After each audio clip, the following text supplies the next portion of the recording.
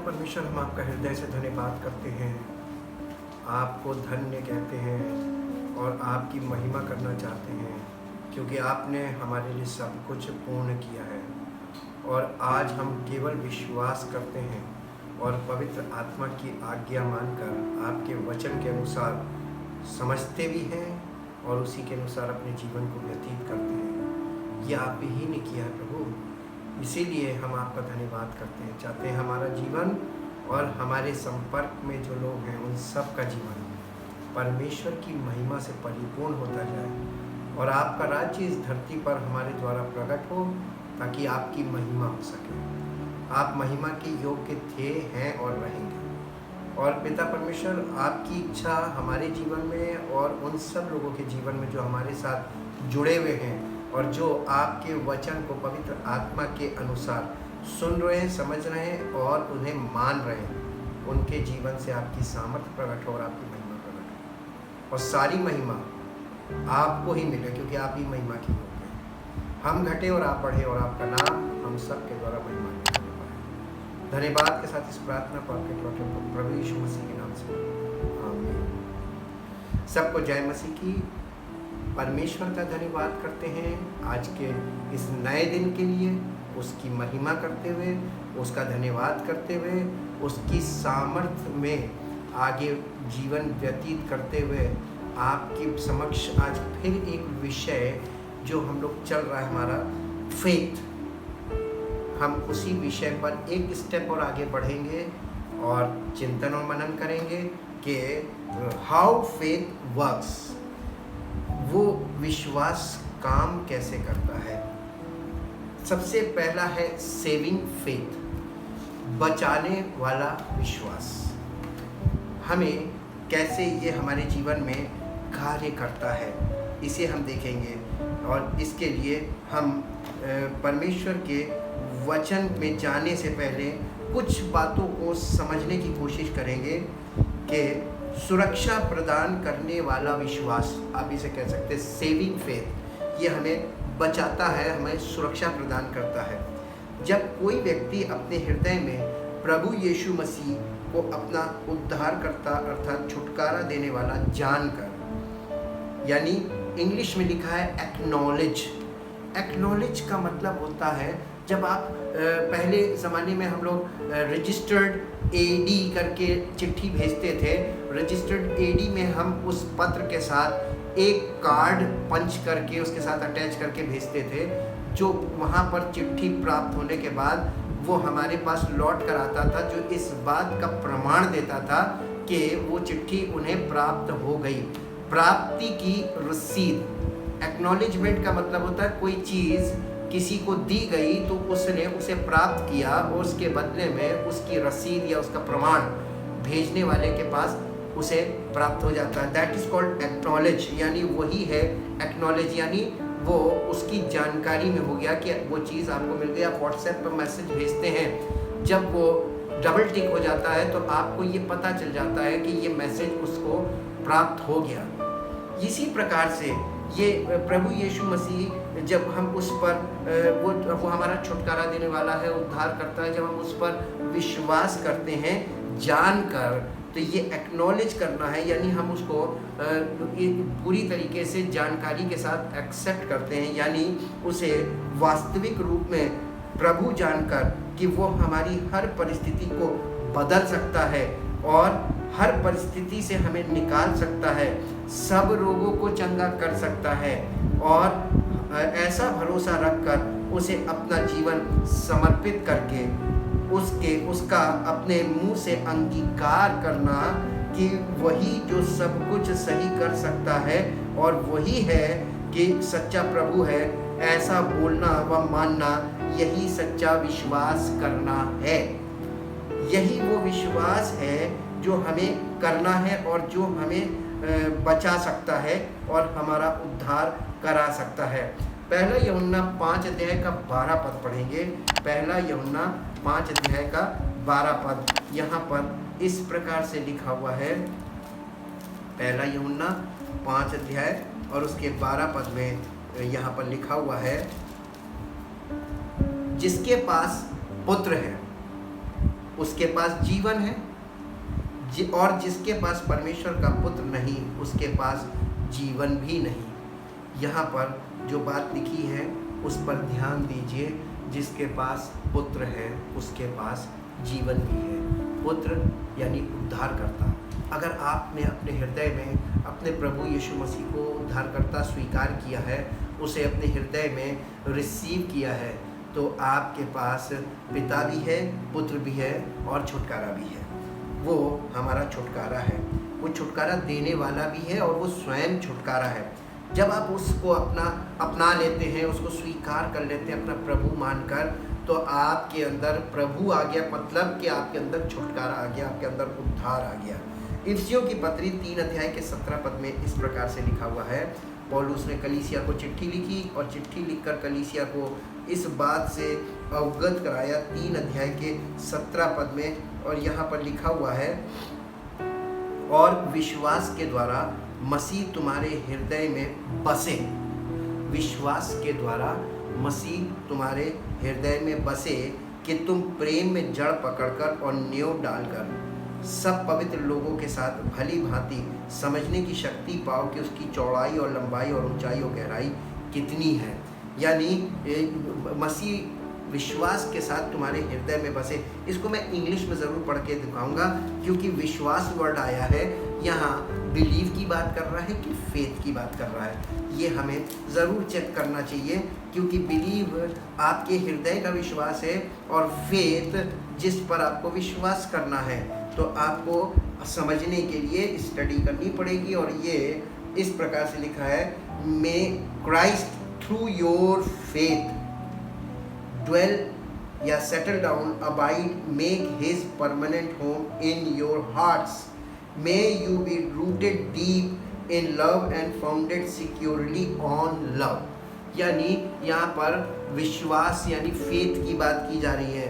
यीशु मसीह हमारा वो विश्वास है, वो फेथ है जो हमारा छुड़ाने वाला है, यानी उस पर हमें भरोसा रखना है। बिलीव का मतलब जो हमारे हृदय का विश्वास होता है, वो प्रतीति करना या उसको अपना लेना, उसको मान लेना, उसे स्वीकार कर लेना, वो बिलीव होता है। हमारे हृदय में मान लेने के लिए तो विश्वास है, लेकिन किसे मान लें, किसे ग्रहण कर लें, यहाँ पर मनुष्य का जीवन उथल पुथल में फंसा रहता है। या तो वो सबको मानने लगता है और या फिर वो किसी को नहीं मानता है।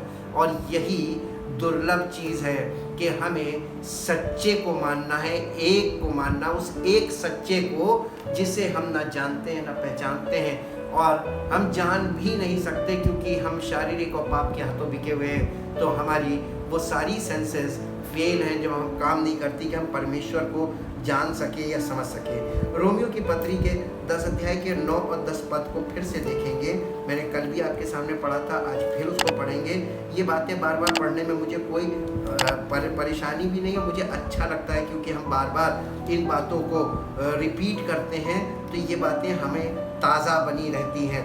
ये 10 अध्याय रोमियो की पत्री 10 अध्याय के 9 और 10 पद में लिखा है कि यदि तू अपने मुंह से यीशु को प्रभु जानकर अंगीकार करे और अपने मन से विश्वास करे कि परमेश्वर ने उसे मरे हुओं में से जिलाया, तो तू निश्चय उद्धार पाएगा। उद्धार पाने के लिए आपको और हमको जो विश्वास चाहिए वो आता कैसे है, ये हम देख रहे हैं। क्योंकि धार्मिकता के लिए मुंह से अंगीकार किया जाता है, क्योंकि धार्मिकता के लिए मन से विश्वास किया जाता है और उद्धार के लिए मुंह से अंगीकार किया जाता है। धार्मिकता के लिए मन से यानी हृदय से विश्वास किया जाता है। अगर आप अंगीकार करें कि यीशु ही प्रभु है, लेकिन आपके हृदय में उसके प्रति वो विश्वास नहीं है कि पता नहीं है कि नहीं, पता नहीं करेगा कि नहीं, वहाँ पर दुविधा की स्थिति बनी हुई हृदय में, और आप मुंह से अंगीकार करें यीशु मसीह करेंगे, यीशु मसीह करेंगे, मैं लिख के आपको गारंटी के साथ देता हूँ यीशु मसीह नहीं करेंगे, क्योंकि आप अंगीकार कर रहे हैं लेकिन विश्वास नहीं कर रहे हैं। और कई बार इसका उल्टा होता है कि लोग विश्वास तो करते हैं कि यीशु मसीह कर सकता है, लेकिन अंगीकार नहीं करते हैं कि वो कर सकता है। वो मन में विचार करते रहते, जब कर देगा तब बताएंगे, जब कर देगा तब बताएंगे। यहाँ पर भी वही प्रॉब्लम है कि आपने विश्वास तो किया लेकिन अंगीकार इसलिए नहीं कर रहे क्योंकि आपका विश्वास अभी स्थिर नहीं है, दृढ़ नहीं है, या आप उस पर पूरा भरोसा नहीं कर पा रहे हैं। आप कह रहे हैं पता नहीं अगर करेगा नहीं करेगा, नहीं किया तो क्या होगा, अगर हमने बोल दिया और नहीं हुआ तो क्या होगा। आपका विश्वास दुर्बल अवस्था में है, यानी वेवरिंग फेथ है। आपके विश्वास में वो दृढ़ता नहीं है जो होनी चाहिए। और जब तक दृढ़ता नहीं होती तब तक हमारा विश्वास जब तक दृढ़ नहीं होता तब तक हम अंगीकार नहीं करते, और जब तक हम अंगीकार नहीं करते तब तक उद्धार नहीं होता। अब आप ये सोच लीजिए कि यीशु को प्रभु जानकर अपने हृदय में उसको स्वीकार करें, कितना कठिन काम है ये। एक बार में तो नहीं हो सकता। आप किसी कलीसिया में एक बार जाइए, नहीं होगा ये काम बार बार जाने से, बार बार सुनने से और मन लगाने से तब ये काम होता है। परमेश्वर का कार्य हमारे जीवन में बहुत मुश्किल से होता है जब हम मन लगाते हैं। एक्चुअल में हम मन ही नहीं लगा पाते, हमारा मन चंचल और अस्थिर होता है। हम शारीरिक बातों की तरफ हमेशा झुकाव रहता है, और हम परमेश्वर की बातों पर कैसे यकीन कर सकते हैं क्योंकि हमारा मन उसमें लगता ही नहीं। इंग्लिश में इसको पढ़ेंगे, Romans chapter 10 verse 9। Because if you acknowledge and confess with your lips that Jesus is Lord and in your heart believe का मतलब है trust in, rely on the truth, यानी उस पर भरोसा करें कि वो सत्य है। ऐसा भरोसा अपने हृदय में करें और मुंह से अंगीकार करें कि यीशु ही प्रभु है, वो सत्य है। ये कठिन चीज़ है, ये एक बार में लोग नहीं कर सकते और एक बार में हो ही नहीं सकता। आप इस चीज़ को एक्सेप्ट कैसे करेंगे? जब आप एक्सेप्ट करते हैं, जब तक कि आपके जीवन में परमेश्वर की सामर्थ्य कार्य ना करे। इसलिए हमें इन बातों को हमेशा स्मरण रखना चाहिए कि किसी से ये कह देना कि विश्वास करो और किसी का ये कह देना कि हम विश्वास करते हैं, ये दोनों बातें भ्रमित हैं, गलत हैं, ये संभव नहीं है। इसके बाद the relation of faith to feeling to sight and to words, यानी विश्वास का संबंध अनुभूति से, देखने से और कार्यों से कैसे है, हम इसे 3 पार्ट में देखेंगे। टू फीलिंग यानी अनुभूति या फीलिंग का अर्थ है ज्ञानेंद्रियों द्वारा प्राप्त साक्ष्य, अर्थात अपनी ज्ञानेंद्रियों के द्वारा प्राप्त जानकारी। ये विश्वास नहीं होता है, परंतु विश्वास करने में सहायता प्रदान अवश्य करता है। जैसे लोग कहते हैं कि हमारे रोए खड़े हो गए, ये फीलिंग है, और feeling is always the language of our body. ये हमारे शरीर की भाषा है और ये शरीर से ही प्रकट होता है, ये इसका आत्मा से कोई संबंध नहीं होता है।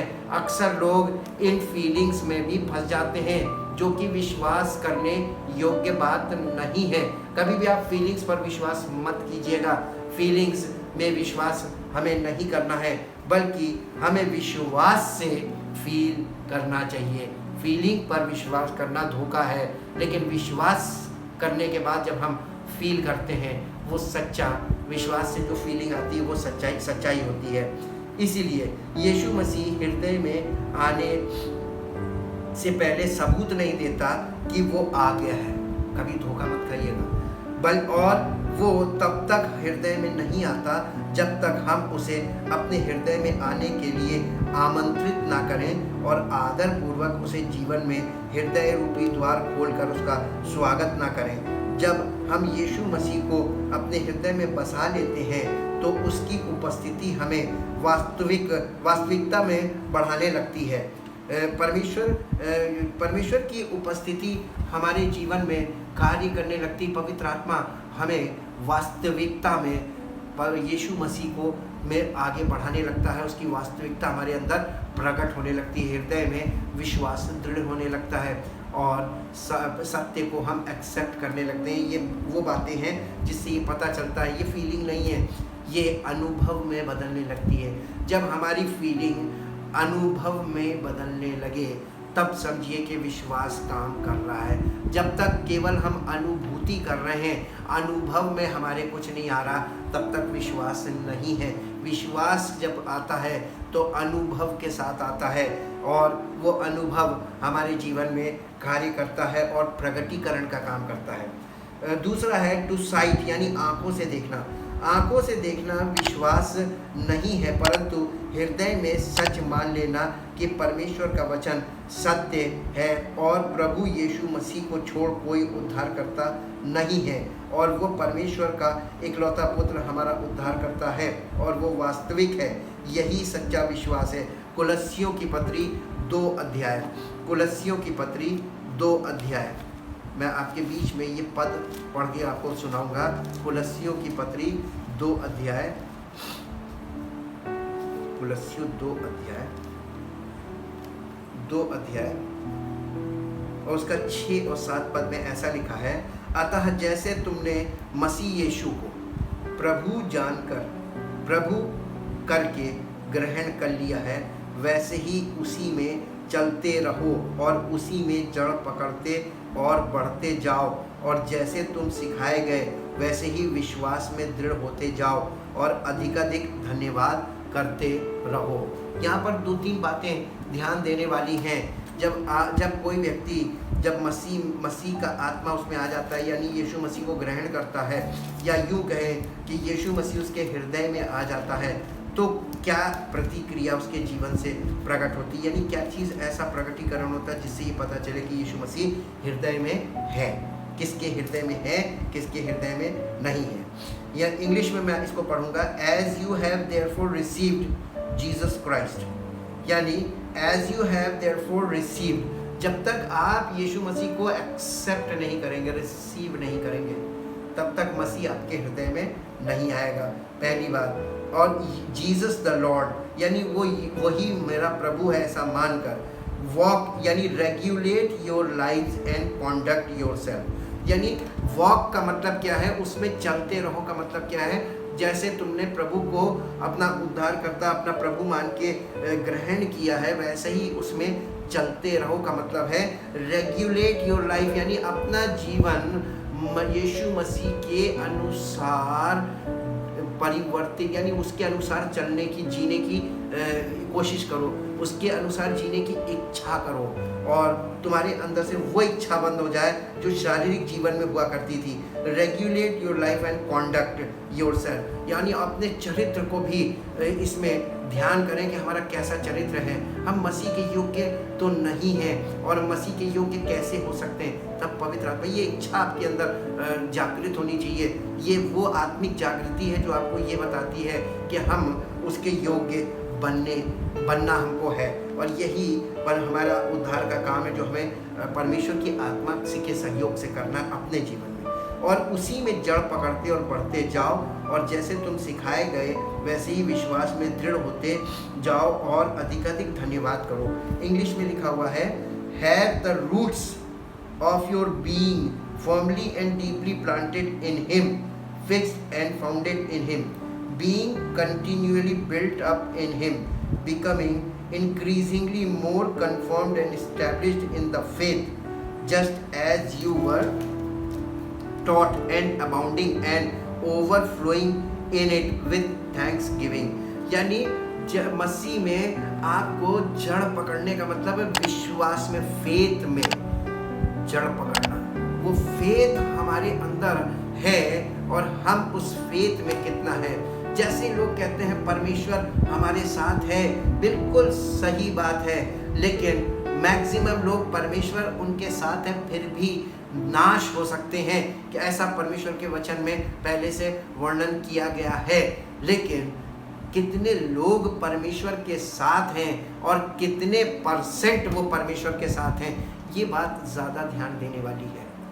नए नियम में परमेश्वर हमारे साथ है ये संदेश नहीं है, परमेश्वर हमारे अंदर है ये संदेश है, और परमेश्वर पवित्र आत्मा के रूप में हमारे अंदर है, और हम कितना पवित्र आत्मा के अनुसार जी रहे हैं यहाँ पर मुद्दा है कि हमें ध्यान देने की ज़रूरत है कि हम कितना परमेश्वर के साथ हैं और हम कितना परमेश्वर की बातों का आदर करते हैं और हम कितना परमेश्वर की आत्मा की इच्छा के अनुसार चलते हैं। पहला कुरिन्थियों 10 अध्याय के में इज़राइल के इतिहास के चेतावनी में यही बात लिखी है और उसके चौथे पद से मैं आपके बीच में पढ़ के बताता हूँ। और सबने एक ही आत्मिक जल पिया, क्योंकि वे उस चट्टान से पीते थे जो उनके साथ साथ चलती थी, और वो चट्टान मसीह था।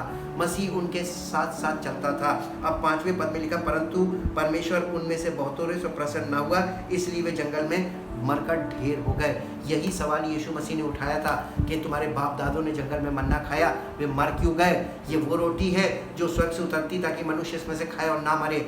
आप ये सोचते हैं कि आप बाइबल पढ़ते हैं, आप ये सोचते हैं कि आप प्रार्थना करते हैं, आप ये सोचते हैं कि आप चर्च जाते हैं, ये सब बातों के बावजूद परमेश्वर आपको एक्सेप्ट नहीं करेगा, क्योंकि उसने ऐसा कहा ही नहीं है कहीं कि ये करोगे तो मैं तुम्हें एक्सेप्ट करूंगा। उसने कहा जो कोई मेरे इकलौते पुत्र प्रभु यीशु मसीह पर और उस उद्धार के कार्य पर, सुसमाचार पर विश्वास करेगा और सुसमाचार के लिए अपना जीवन समर्पित करेगा, पवित्र आत्मा उसके हृदय में कार्य करेगा और पवित्र आत्मा के कार्य के द्वारा वो व्यक्ति उद्धार भी पाएगा, अनंत जीवन भी पाएगा।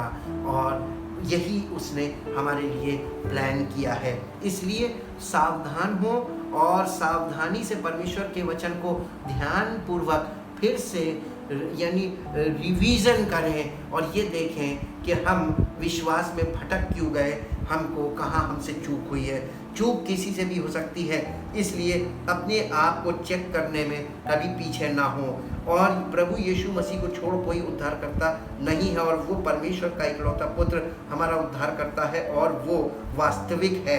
यही सच्चा विश्वास है। इसी के साथ साथ दूसरा कुरिन्थियों 5 अध्याय के 7 पद को हम पढ़ेंगे। दूसरा कुरिन्थियों 5 अध्याय उसका 7 पद, और यहाँ पर इस प्रकार से लिखा हुआ है। दूसरा कुरिन्थियों 5 अध्याय उसका 7 पद, और यहाँ पर लिखा है, क्योंकि हम रूप को देखकर नहीं पर विश्वास से चलते हैं, इसलिए हम ढांढस बांधे रहते हैं और देह से अलग होकर प्रभु के साथ रहना और भी उत्तम समझते हैं। ये यहाँ पे पौलुस कलीसिया को चिट्ठी लिख रहा है।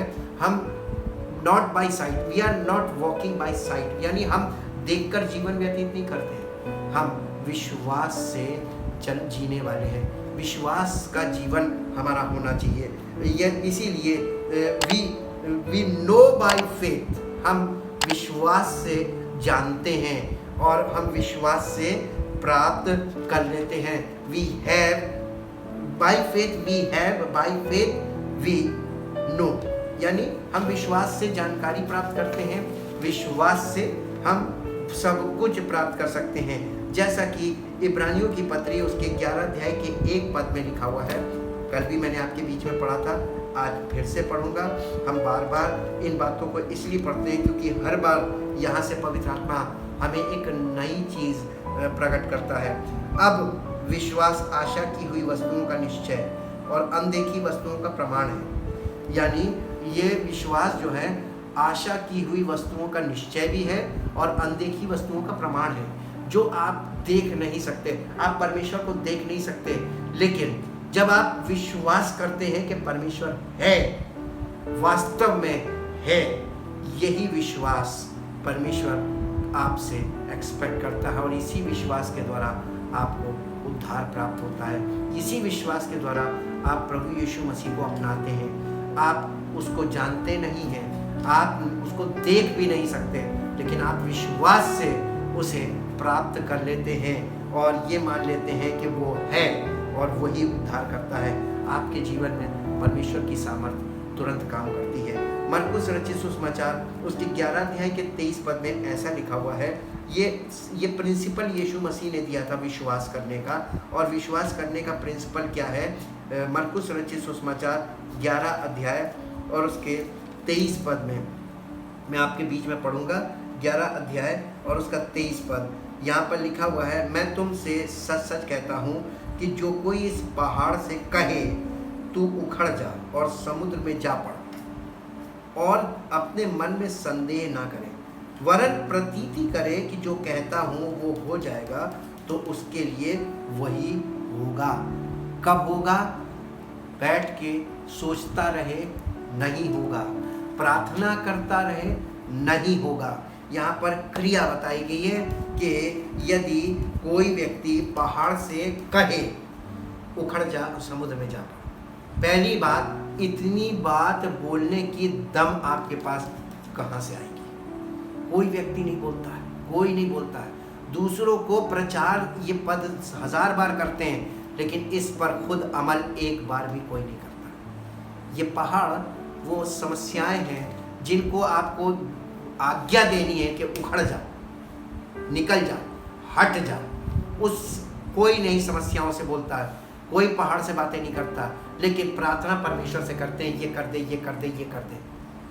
अगर आप थोड़ा सा मेरी बात का ध्यान दें, कोई इन पहाड़ों से कोई बात नहीं कर रहा, परमेश्वर से प्रार्थना सब कर रहे हैं। ये क्या है? ये वो काम है जो प्रभु यीशु मसीह के अनुसार शुरू नहीं किया गया है। ये लोगों ने अपनी तरफ से शुरू कर लिया।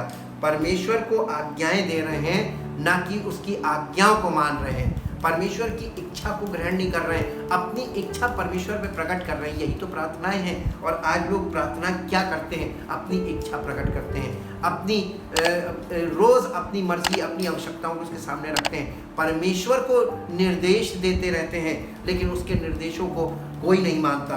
इसीलिए यहाँ पर लिखा है कि तू उखड़ जा और समुद्र में जा पड़ और अपने मन में संदेह ना करे। पहली बात ये बोलना भी है, साथ में कैसे बोलना है?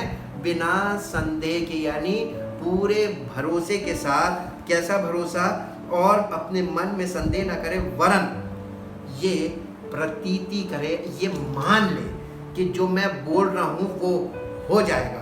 तो लिखा है उसके लिए वैसा ही हो जाएगा। दिस इज कॉल्ड लिविंग या सेविंग फेथ। ये जीवित विश्वास है। ये विश्वास छुटकारे का काम करता है। यही विश्वास आपको छुड़ाता है। इसी प्रकार का विश्वास आपके जीवन में होना चाहिए, हमारे जीवन में होना चाहिए। तभी हम सच्चे विश्वासी या सच्चे मसीही कहलाएंगे। परमेश्वर हमें अपने स्टैंडर्ड पे ही जांचेगा और परमेश्वर ही हमको डिक्लेयर करेगा। इस संसार में कोई हमें ना तो डिक्लेयर करेगा, ना कोई हमें कुछ देगा। लोगों की तारीफ पाने के लिए, लोगों से तारीफ पाने के लिए काम ना करें। मसीह में अपने अनंत जीवन को प्राप्त करने के लिए विश्वास में आगे बढ़ें। वो विश्वास जो परमेश्वर ने अपने वचन के द्वारा हमको समझाते हुए लिख कर दिया है, और पवित्र आत्मा हमें दिया, ताकि पवित्र आत्मा इस बात में हमारी और आपकी मदद करे। अनुभूति या फीलिंग हमारी इंद्रियों के द्वारा प्राप्त जानकारी का प्रभाव होता है, जो कि परिस्थितियों और समस्याओं के अनुसार ही हमें जानकारी देता है। वर्क्स या कार्य से तात्पर्य ये है कि उद्धार प्राप्त करने हेतु कार्य करना, या वो कार्य जिसे करने से उद्धार प्राप्त हो करना, या व्यवस्था के अनुसार कार्य करने की पद्धति को दर्शाता है, जबकि व्यवस्था का विश्वास से कोई संबंध नहीं है। गलातियों की पत्री 3 अध्याय। आज जो लोग दुआ, प्रार्थना और ये सब कार्य कर रहे हैं ताकि उन्हें लग रहा है इससे छुटकारा मिलेगा, इससे उद्धार मिलेगा, इससे उद्धार नहीं मिलेगा। उद्धार प्राप्त करने के बाद हमें क्या करना है? उद्धार प्राप्त करने से पहले हम कुछ नहीं कर सकते, क्योंकि उद्धार परमेश्वर का दिया हुआ दान है। Salvation is the gift from God. ये परमेश्वर की ओर से हमें गिफ्ट दिया गया है। इसलिए हम किसी के सामने गवाही दे सकते हैं। हमारी गवाही से पवित्र आत्मा उसके हृदय में कार्य कर सकता है, लेकिन हम परमेश्वर के विषय में लोगों को बता सकते हैं, लेकिन हम किसी को परमेश्वर में लाकर खड़ा नहीं कर सकते। ये भी सत्य है और इसे ही हमें समझना है। गलातियों की पत्री 3 अध्याय की 11 पद से पढ़ेंगे। पर यह बात प्रकट है कि व्यवस्था के द्वारा परमेश्वर के यहाँ कोई धर्मी नहीं ठहरता, क्योंकि धर्मी जन विश्वास से जीवित रहेगा। 12 पद में लिखा, पर व्यवस्था का विश्वास से कोई संबंध ही नहीं, क्योंकि जो उनको मानेगा वो उनके कारण जीवित रहेगा। जो कार्य आप कर रहे हैं वो व्यवस्था के कार्य हैं। आप व्यवस्था का कार्य करके विश्वास की धार्मिकता को प्राप्त करने का प्रयास कर रहे हैं। यहाँ पर आपके जीवन में अंडरस्टैंडिंग प्रॉब्लम है, आपको समझ की कुछ गड़बड़ी है, अर्थात शरीर द्वारा किए गए कार्यों का विश्वास से कोई संबंध नहीं है।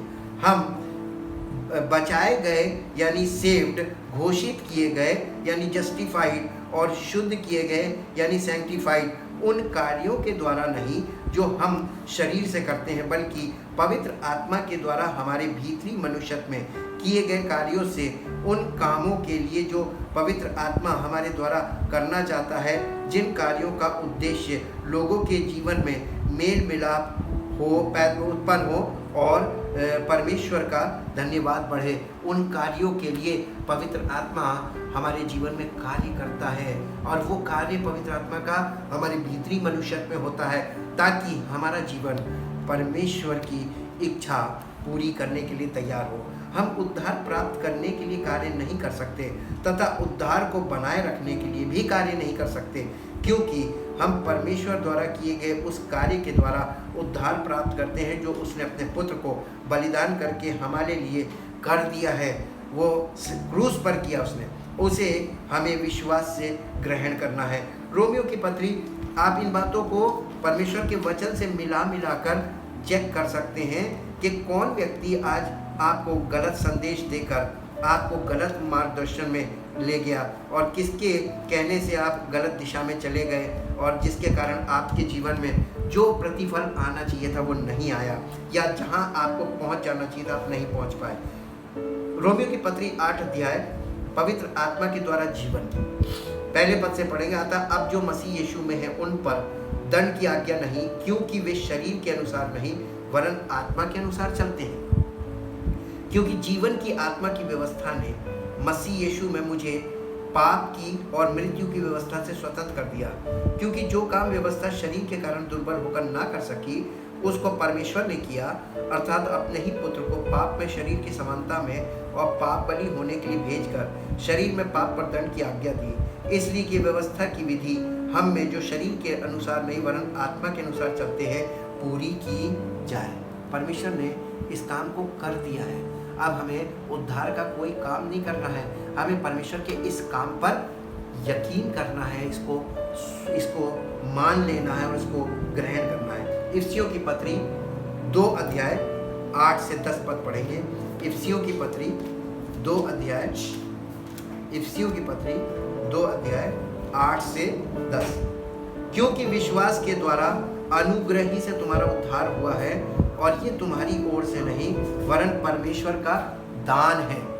ये तुम्हारी ओर से नहीं यानी हमारे किए हुए कामों से हमको उद्धार नहीं मिल रहा है, ये परमेश्वर का दान है। उद्धार क्या है?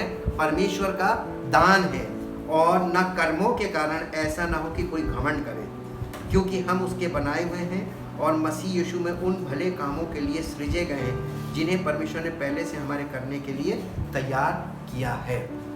ये उद्धार आपको और हमको वरदान स्वरूप मिल रहा है, ये किसी कुछ करने से नहीं मिल रहा है। एक पद और पढ़ेंगे, उसके बाद हम प्रार्थना करेंगे। तीतुस की पत्री 3 अध्याय, तीतुस की पत्री 3 अध्याय। आप पूरे और भी आप लोग अध्ययन कर सकते हैं, आपके पास समय हो तो आप खूब अध्ययन कीजिए ताकि आप परमेश्वर के वचन को पूरी तरीके से अंडरस्टैंड कर सकें। 3 अध्याय के 4 पद से पढ़ेंगे। जब हमारे उद्धारकर्ता परमेश्वर की कृपा और मनुष्यों पर उसका प्रेम प्रकट हुआ तो उसने हमारा उद्धार किया, और ये धर्म के कामों के कारण नहीं, ना हमारे शरीर के कामों के कारण, ना हमारे धर्म के कामों के कारण। परमेश्वर ने उद्धार नहीं किया है जो हमने आप किए। धर्म के काम लोग कर रहे हैं, धार्मिक कामों में इतना ज़्यादा मन लगाते हैं, सोचते इससे उद्धार होगा, इससे उद्धार नहीं है। पर अपनी दया के अनुसार नए जन्म के स्नान और पवित्र आत्मा के हमें नया बनाने के द्वारा परमेश्वर हमें उद्धार में आगे बढ़ाता है, जिसे उसने हमारे उद्धारकर्ता प्रभु यीशु मसीह के द्वारा हम पर अधिकाई से उंडेला, जिससे हम उसके अनुग्रह से धर्मी ठहरकर अनंत जीवन की आशा के अनुसार वारिस बने। ये बात सच है और मैं चाहता हूँ कि तू इन बातों के विषय में दृढ़ता से बोले, इसलिए कि जिन्होंने परमेश्वर पर विश्वास किया है वे भले भले कामों में लगे रहने का ध्यान रखें। ये बातें भली और मनुष्यों के लाभ की हैं, पर मूर्खता के विवादों और वंशावलियों और विरोध और झगड़ों से जो व्यवस्था के विषय में हो बचा रहे, क्योंकि वे निष्फल और व्यर्थ हैं। आइए हम परमेश्वर का धन्यवाद करें और उसके द्वारा जो कार्य हमारे लिए उसने किया है उसे समझें, और जो वो हमें आसानी से वरदान दे रहा है, जो गिफ्ट दे रहा है उद्धार, उसे स्वीकार करें और उसके इकलौते पुत्र प्रभु यीशु मसीह की महिमा करें, क्योंकि हम उद्धार प्राप्त नहीं कर सकते, ना हम किसी को उद्धार दिला सकते हैं, लेकिन परमेश्वर जिसको चाहेगा उसको उद्धार देगा।